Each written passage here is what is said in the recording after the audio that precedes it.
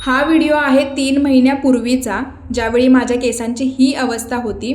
आणि हा व्हिडिओ आहे 3 महिन्यानंतर, तो एरिया ज्या एरियातले माझे सगळे केस गेले होते. आणि आता तुम्ही बघू शकता त्या एरियामध्ये ना छोटे छोटे केस आलेले आहेत आणि सगळा एरिया तो केसांनी भरून चालला आहे. शिवाय डोक्यामध्ये सगळीकडे छोटे छोटे केस येत आहेत. केसामधला कोंडा नाहीसा झाला आहे, केस गळती थांबलेली आहे आणि केससुद्धा वाढत आहेत. हे शक्य झालेलं आहे एका घरगुती तेलामुळे, जे मी 3 महिने कंटिन्यू वापरलं आहे. नमस्कार मंडळी, मी क्षितिजा आणि स्वागत आहे तुमचं माझ्या एका नवीन व्हिडिओमध्ये. तर सध्या ना केस गळती, केसामध्ये कोंडा होणे, चाई पडणे, टक्कल पडणे हा प्रॉब्लेम कॉमन झालेला आहे. आणि डिलिव्हरी नंतर तर प्रत्येक लेडीजला हा प्रॉब्लेम असतोच. मी सुद्धा सेम फेज मधून गेलेले आहे. खूप केस गळाले आणि हळूहळू ना पॅचेस पडायला लागले, म्हणजे थोडक्यात टक्कल पडत होतं. इतका कॉन्फिडन्स लो झाला होता की खूप टेन्शन यायचं आणि बाहेर जायला नको वाटायचं आणि हेअरस्टाईल तर अजिबात नको वाटायचं, कारण तो पॅच आहे ना तो दिसत होता. तर त्यावेळी ना मला एका आयुर्वेदिक तज्ञांच्याकडून एक तेल मिळालं, जे मी कंटिन्यू 3 महिने वापरलं आणि रिझल्ट तुमच्या समोर आहे. आणि मला माहिती आहे हा प्रॉब्लेम तुम्हाला सुद्धा आहे. तेच कांद्याचं उग्रवासाचं तेल वापरून जर तुम्ही कंटाळला आहात ना, हे फक्त 4 गोष्टींनी बनणार, अगदी सहज, साध्या, सोप्या पद्धतीनं आणि कमी वेळात बनणारं हे तेल एकदा नक्की यूज करून बघा. आणि या तेलामध्ये चौथी अशी गोष्ट आहे जी फक्त मी तेल लावतानाच वापरते. तर ती बघायची असेल तर व्हिडिओ अगदी कंटिन्यू करा. तर चला बघूया आपण ते तेल कसं बनवायचं. तर कोणतंही तेल बनवण्यासाठी आपल्याला एक बेस तेल घ्यावं लागतं. इथे मी पॅराशूटचं खोबरेल तेल घेतलेलं आहे अर्धी वाटी, ज्याच्यामध्ये व्हिटॅमिन ई, फॅटी ॲसिड आणि भरपूर सारे अँटीऑक्सिडंट असतात, ज्यामुळे आपले ड्राय फ्रिजी केस मऊ राहतात, डोक्याच्या त्वचेला पोषण मिळते. आणि खोबरेल तेलामुळे आपण बाकीच्या ज्या वस्तू याच्यामध्ये वापरणार आहे त्या आपल्या केसांच्या मुळापर्यंत पोहोचवण्यासाठी मदत होते. त्यानंतर आपल्याला मुठभर कढीपत्ता घ्यायचा आहे.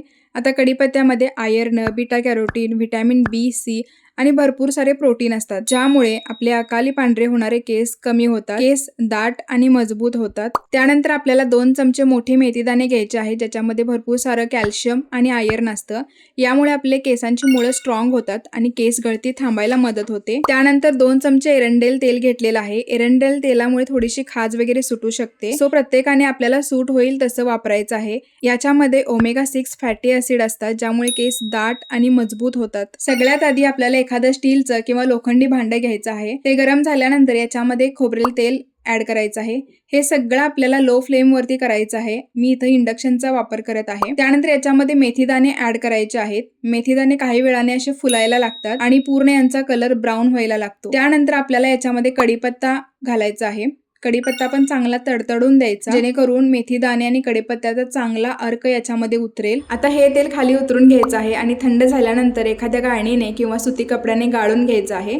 त्यानंतर याच्यामध्ये एरंडेल तेल म्हणजेच कॅस्टर ऑइल ऍड करायचं आहे. कलर बघू शकता तुम्ही, खूपच छान झालेला आहे. त्यानंतर आहे शेवटची आणि महत्वाची गोष्ट, ती म्हणजे कापूर. इथं कापूर आपल्याला फक्त भीमसेन कापूरच वापरायचा आहे, कारण याच्यामध्ये अँटीबॅक्टेरियल, अँटी फंगल अशा प्रॉपर्टीज असतात, ज्याच्यामुळे केसांमधला कोंडा किंवा काही इन्फेक्शन झालं असेल तर ते कमी होतं आणि नवीन केसांना येण्यासाठी मदत होते. छान असा कापूर क्रश करून घ्यायचा आणि आपण बनवलेलं तेल एखाद्या बॉटलमध्ये घ्यायचं. मी इथे स्प्रे बॉटलचा यूज केलेला आहे आणि सगळा बारीक केलेला कापूर या बॉटलमध्ये ऍड करायचा आहे. आणि मी पुन्हा एकदा सांगते, कापूर इथे फक्त आपल्याला भीमसेन कापूरच वापरायचा आहे, कारण याची क्वालिटी बेस्ट असते, त्यामुळे केसांना खूप फायदेशीर असतो. तर तयार आहे विदाऊट केमिकल, फक्त नॅचरल गोष्टींचा वापर करून घरी बनवलेलं हे तेल. जर तुम्ही दुसऱ्या दिवशी केस वॉश करणार असाल तर आदल्या दिवशी रात्री हे तेल आपल्या केसांना लावायचं आहे. स्प्रे बॉटल जर यूज केला तर खूपच छान, कारण खूप इझिली हे तेल सगळीकडे लागून जातं. सगळीकडे स्प्रे करायचं आहे. जिथे जास्त पॅचेस वाढतात तिथं थोडं जास्त स्प्रे करायचं आहे आणि 10 ते 15 मिनिटं छान अशी मालिश करायची आहे. मालिश करताना अजिबात कंटाळा करायचं नाही, कारण खूपच वेळात वेळ काढून आपण हे तेल बनवलेलं असतं. ज्या दिवशी मी हे तेल लावते त्यावेळी फारच फ्रेश आणि रिलॅक्स फील होतं, कारण याच्यामध्ये जो कापूर आहे ना त्यामुळे आपल्या केसांना एक कूलिंग इफेक्ट मिळत असतो.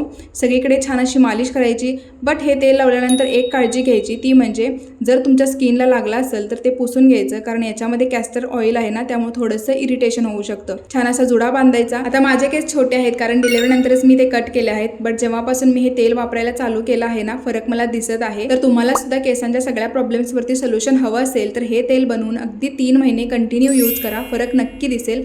आणि व्हिडिओ आवडला असेल तर लाईक, शेअर आणि सबस्क्राईब करा. भेटूया नेक्स्ट व्हिडिओमध्ये. तोपर्यंत बाय.